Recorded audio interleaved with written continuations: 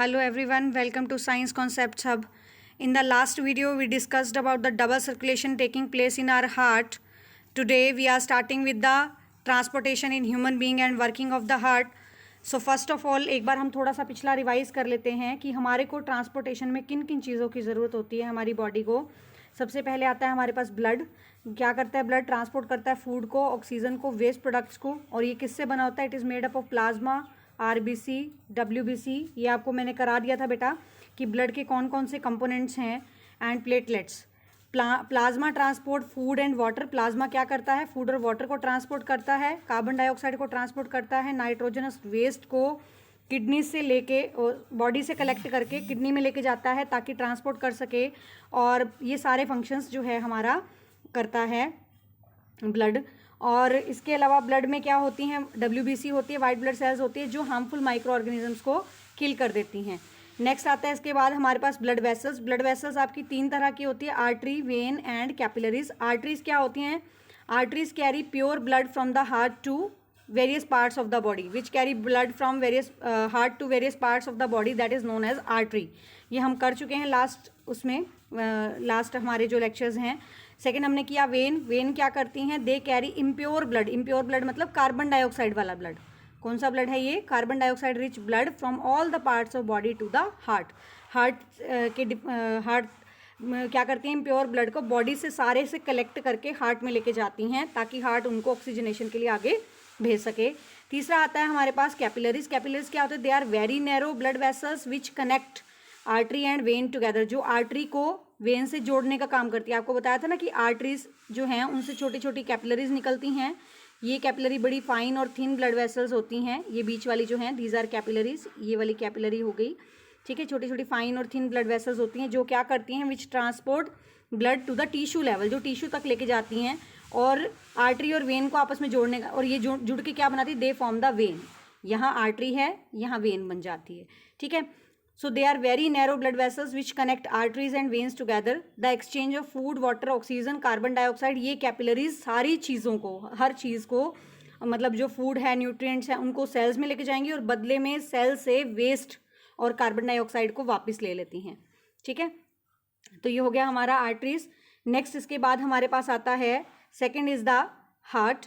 Heart हमने कर लिया था, एक बार हम थोड़ा सा रिवीजन ले लेते हैं इसमें. हार्ट क्या होता है? Heart is a muscular organ जो क्या करता है? Which pump the blood to all the parts of body.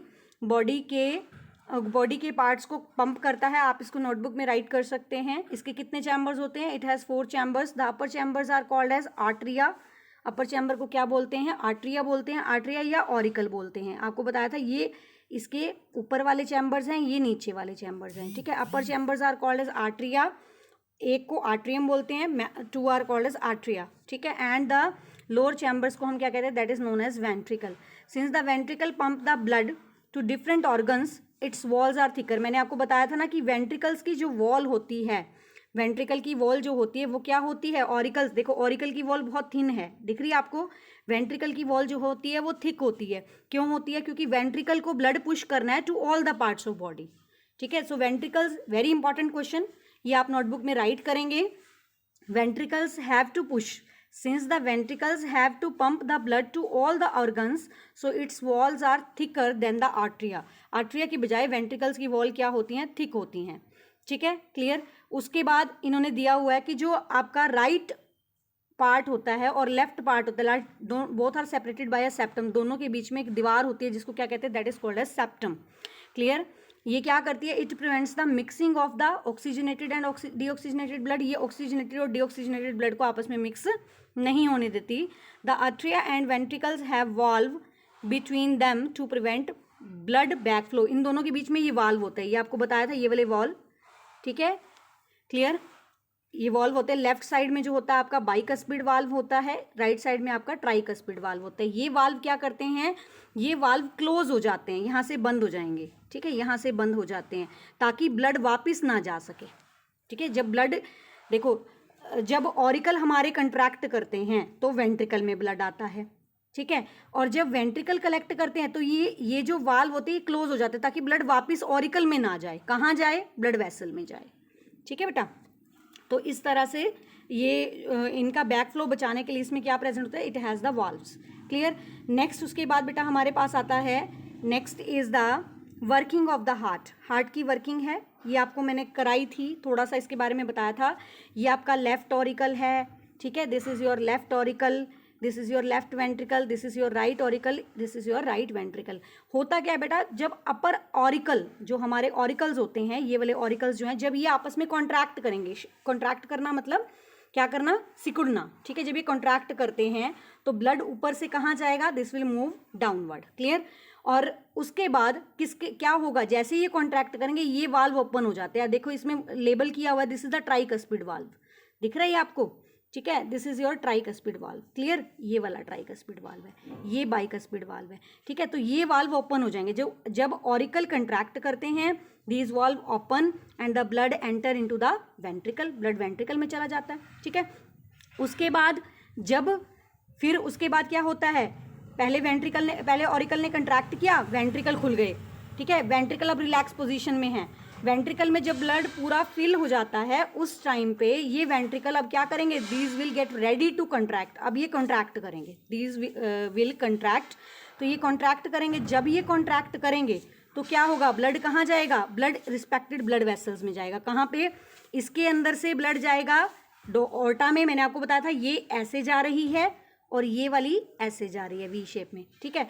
तो आपका वेंट्रिकल से blood will move to the aorta from the left side से यहाँ ऑर्टा में जाएगा, और राइट साइड से कहाँ जाएगा, that will move to the pulmonary artery, ठीक है। तो यहाँ से ब्लड जाएगा और कहाँ पहुँचेगा, this will reach to the their respective sides, ये मैंने आपको डबल सर्कुलेशन में बता दिया था, ठीक है।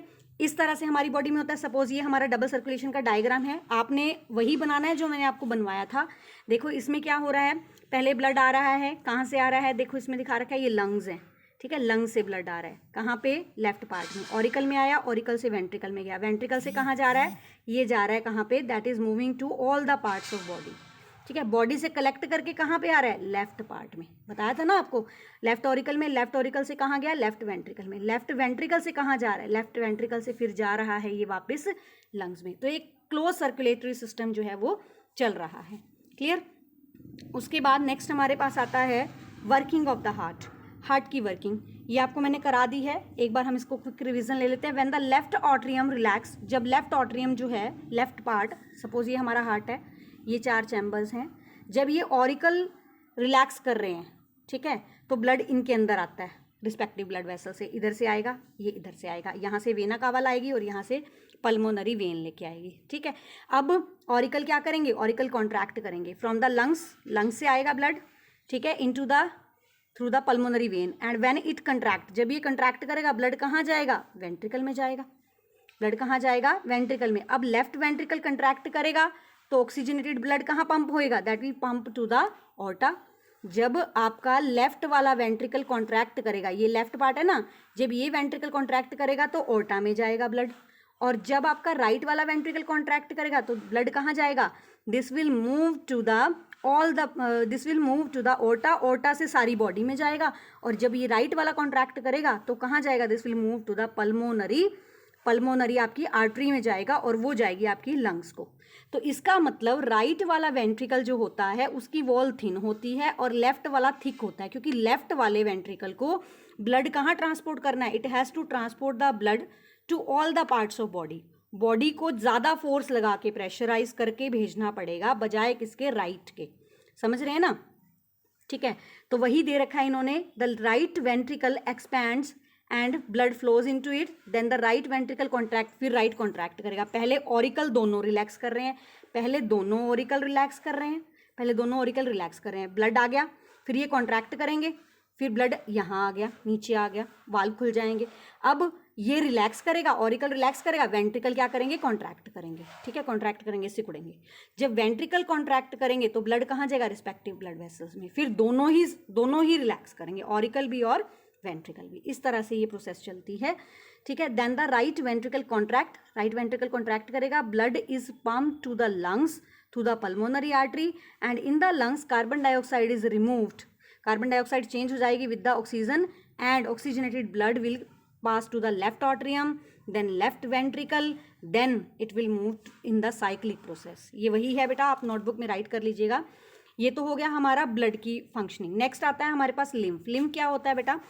जब ब्लड हमारा यहाँ से जा रहा है बेटा आर्टरी से, ठीक है, ये मैंने आपको बताया था आर्टरी से जा रहा है, ये आर्टरी है, ठीक है, आर्टरी से छोटी छोटी ब्लड वेसल्स में जा रहा है, ठीक है, और ये कहाँ पे, इनका नाम क्या है? These are known as capillaries, ठीक है, कैपिलरीज में जा रहा है, दीज आर कैपिलरीज, ठीक है। अब ये कैपिलरीज में जब ब्लड फोर्सफुली जाएगा, इनकी थिन वॉल्स होती हैं, इनके अंदर जब जाएगा तो इनमें से छन छन के नीचे टिश्यू स्पेसिस में कुछ लिक्विड चला जाता है, क्योंकि आरबीसी तो नहीं गिरेंगे। आरबीसी का साइज ब्लड का आरबीसी का साइज, रेड ब्लड सेल्स का साइज जो होता है वो बड़ा होता है, ठीक है बेटा। तो वो छन के कहाँ जाएंगे? These will enter into the tissue spaces, ठीक है। वो कलरलेस फ्लूइड होता है, येलोइश कलरलेस भी हो सकता है, ट्रांसपेरेंट सा फ्लूइड होता है, तो उसको क्या कहते हैं? That is called as lymph. क्या बोलते हैं इसे हम? लिम्फ। सो लिम्फ क्या होता है? It is a colourless fluid present in the intercellular spaces. कहाँ से आया? By forceful movement of blood through the capillaries. Capillaries के थ्रू जब फोर्सफुली ब्लड मूव करता है तो उसमें छने हुए सब्सटेंसेस जो होते हैं वो टिश्यू स्पेस में आ जाते हैं। तो वो उसमें क्या क्या प्रेजेंट होता है? इट कंटेन प्लाज्मा, प्लाज्मा होते हैं। और क्या होता है इसके अंदर? Lymph drains. अब लिम्फ क्या करेगा? वहाँ से लिम्फ टिश्यू स्पेसिस से इकट्ठा हो जाएगा, किसके through? Drains into the lymphatic capillary. Lymphatic capillary उसको उठा के ले जाएंगी। बहुत सारी लिम्फेटिक कैपिलरी वहाँ पे टिश्यू में होती हैं। जब वो इकट्ठी कर लेंगी तो ये बना लेंगी, these will form the lymph vessel. Lymph vessel बना लेंगे और लिम्फ वेसल से लिम्फ वेसल्स जाके किसमें? मेन वेन में, वेना कावा में जाके खुल जाएंगी। किसमें खुल जाएंगी? Vena cava. वेना कावा याद करो सबसे बड़ी वेन है हमारी बॉडी की, वहाँ लेके जाएंगी ब्लड को। तो लिम्फ समझ में आया? लिम्फ क्या होता है? ये एक कलरलेस फ्लूइड होता है। कहाँ प्रेजेंट होता है? इंटरसेलुलर स्पेसिस में होता है। बनता कैसे है? Forceful movement of blood through the capillaries. जब फोर्सफुली ब्लड मूव करता है तो उसमें छने हुए सब्सटेंसेस जो गिर जाते हैं एक्स्ट्रा टिश्यू स्पेसिस में, उसको हम क्या कहते हैं? That is called as lymph, ठीक है। जब वो पहुंचे उसके बाद क्या होगा? प्लाज्मा।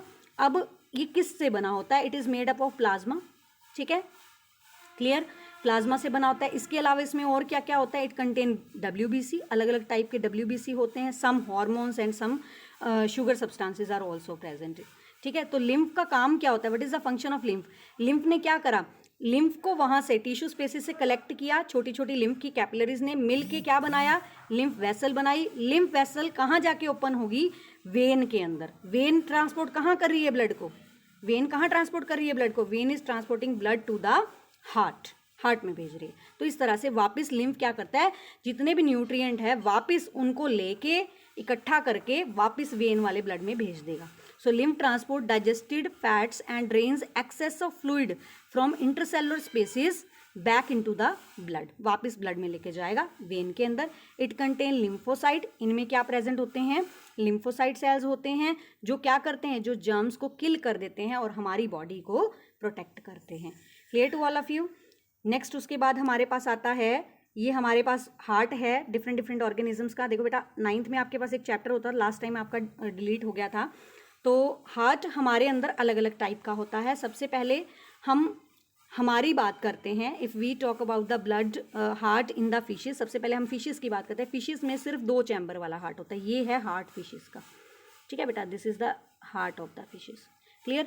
इस हार्ट में क्या होती है? हार्ट एक साइड से ब्लड जा रहा है, दूसरी साइड से कलेक्ट होके आ रहा है सीधा, ठीक है। कोई सेपरेशन नहीं है, कोई ऑक्सीजनेटेड डीऑक्सीजनेटेड की सेपरेशन नहीं है, ठीक है।